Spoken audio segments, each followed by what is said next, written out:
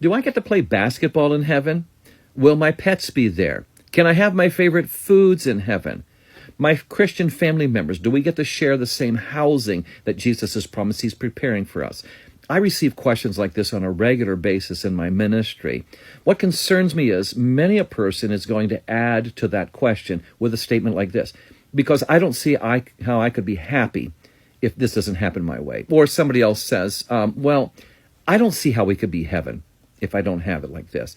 And I have to grimace, because what I'm saying, first of all, is there's a high amount of disrespect when we say, God, this is going to be my definition of heaven. But I want to show you in the scripture where we need to look at this, a very, very powerful principle here. 1 Corinthians chapter 7 and verse 31.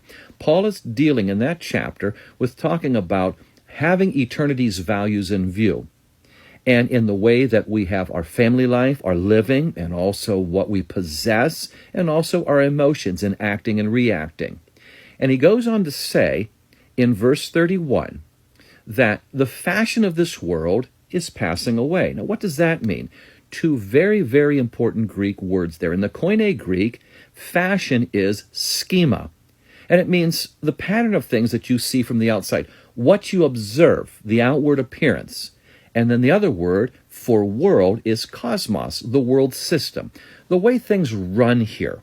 Okay, so what this is saying is, Paul says, let's not keep our thinking on this horizontal level, because everything we see here, the pattern of what we see here is going to pass away and open up into eternity. Well, think about it. We've even said this in 2 Peter chapter 3 and verse 8. Time itself changes whenever we get to heaven. Our health, think about it, 1 Corinthians chapter 15, verse 53. We're going to have a body that no longer is hurting from sickness or in the danger of death. Everything changes. This is why God tells us, 1 Corinthians chapter 2 and verse 9, that the blessings to come are beyond our imagination.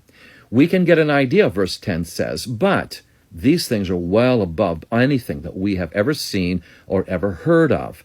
That's why it says in Psalm 16, verse 11, that in your presence, Lord, whatever it's going to be, whatever the mysteries are, we're going to have fullness of joy. Psalm 17:15.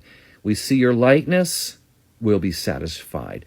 Let's not limit our concept of heaven to our earthly thinking. Let's allow the Lord to have those surprises ready for us, and we can just trust him that they're going to be fantastic.